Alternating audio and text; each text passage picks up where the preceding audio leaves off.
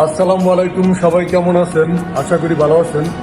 আজকে একটা ইম্পর্টেন্ট বিষয় নিয়ে আলোচনা করবো। মোটামুটি সেটা হচ্ছে নতুন যারা সৌদি আরবে আসতে চান, একেবারেই নতুন, তো তাদের আসলে প্রথমে আইসেই আসলে করণীয় কি। তো এটা আসলে খুবই ইম্পর্টেন্ট, গুরুত্বপূর্ণ একটা ব্যাপার। আসলে আমরা অনেকেই জানি না, অনেক ফ্যাসাঙে পড়ি, অনেক ঝামেলায় পড়ি। যেমন আমি নিজেই অনেক ঝামেলায় পড়ছি, অনেক ঝামেলা কাটিয়ে গেছি। আমার ব্যাপার অনেক অন্যদিন বলবো। তো আমি চাই না এরকম ঝামেলায় আমার দেশে কোনো মানুষ আবার আইসা, নতুন আইসা, সৌদি আরবে আইসা এই ঝামেলাটাই পড়ুক, এই ফ্যাসাংটাই পড়ুক। তো সেটা হচ্ছে, আপনি যখন সর্বপ্রথম সৌদি আরবে আসবেন, আপনি কি করবেন?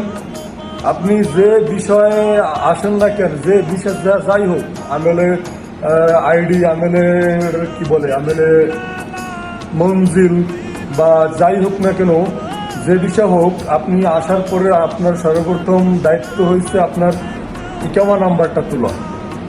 ইকামা নাম্বার আপনি কোথায় পাইবেন? এটা হলো আপনার যে ভিসা দিচ্ছে যে বাঙালি, ওই যে দালাল, এক কথায় ওই দালাল ও চেনে ভালো করে আপনার কপিলকে, কার রুকসার, কার লাইসেন্সের বিষয়ে আপনি আসছেন, কপিলকে সে তারে ও চিনে।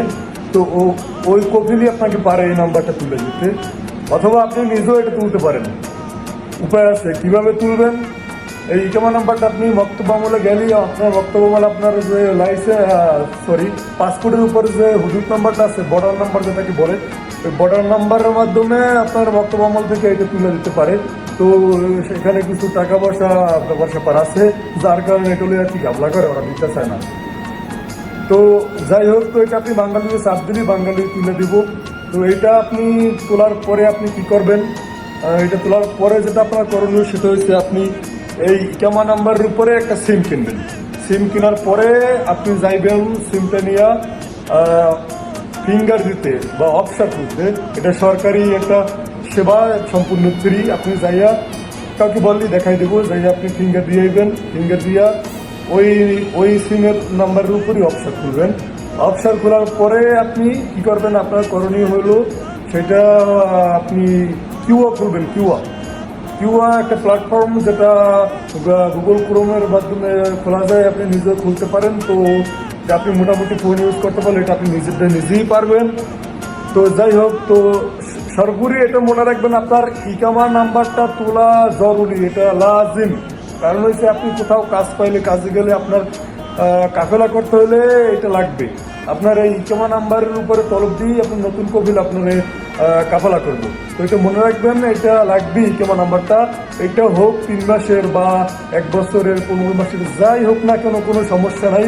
3 মাস যেটা ফার্স্ট পিরিয়ড থাকে, 3 মাস ভিসার মেয়াদ যেটা বলি, ফার্স্ট পিরিয়ড, তো ওই 3 মাস মেয়াদি ইকামা নাম্বার তুললো, তাতেও কোনো সমস্যা নেই, ইকামা নাম্বার তুললেই হয়েছে। তো এটা সবাই মনে রাখবেন, কারণ এটা, এই ঝামেলাটা আসলে অনেক বড় ঝামেলা। কারণ এই যে আমার, বিশেষ করে আমি নিজেও এই ঝামেলায় পড়ছি। তো সর্বপ্রথম আমি, ওই যে কথা আছে না, ভাঙতে ভাঙতে খাঁটি হয়, তো আমি এরকম আসলে ভাঙতে ভাঙতে ওষুধ খাইতে খাইতে আলহামদুলিল্লাহ নিজে সবই করে নিয়েছি, সবই পারি। তো আমার লগে যে কাজ করে নতুন একটা ছেলে আইসে, তো জানেন, ছোট ভাই, ও এই সমস্যাটা বর্তমানে পড়ছে। ওর আসলে ইকামা নাম্বার নাই, ওরে কাফেলা করবো কিন্তু পারতাছি না কপিলের বলাইয়া। কারণ কপিল বলতেছে যে ওর ইকামা নাম্বার, কপিল আমার বারবার বলতেছে যে ওরে কাফেলা করবো না, ওর ইকামা নাম্বার আনা, কিন্তু ওর ইকামা নাম্বার তুলে দিতেছে না। ওর দালাল না ভালো কে, আত্মীয় স্বজন কে আমি জানি না, তবে দালালের অনেক প্রকারভেদ আছে। দালাল ভালো, দালাল খারাপ, দালালের প্রকারভেদ ওই আরেকদিন কথা বলবো ইনশাল্লাহ। আমার ব্যাপার লইও আরেকদিন কথা বলবো। তো এই যে ছোট ভাইটার এই সমস্যা আছে বর্তমানে, কই ছোট ভাই দিকেও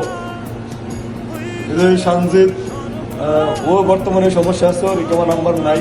তো যাই হোক, ওর লোকের সবাই দোয়া করবেন যেন ওর সব ঠিকঠাক হয় কাগজপাতি। আমার লোকের সবাই দোয়া করবেন, সুস্থ থাকবেন, ভালো থাকবেন। আল্লাহ হাফিজ।